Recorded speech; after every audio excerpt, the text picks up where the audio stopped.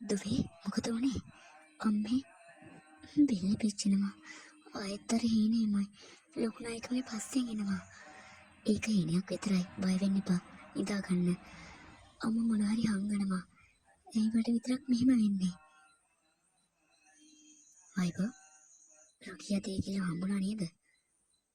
ඔව් ඒත් යමුනා රොකිය මේකට ගාව ගන්න එපා. එයා පව්. පව්?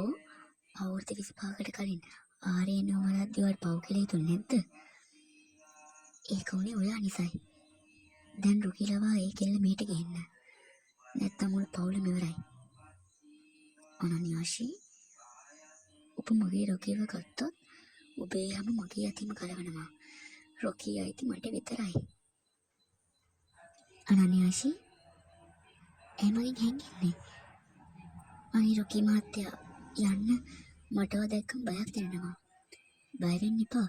මම ආවේවට උදව් කරන්න. අද අපේ ගෙදර සාදයක් තියෙනවා. ඔයා එන්න ඕන. මම එන්නේ නැහැ. මම ඔයාලට කැමති නැහැ. ඒක ධෛර්යය තීරණය කළ ඉවරයි. ඔයාලට හැංගෙන්න බෑ අනන්‍යාෂී.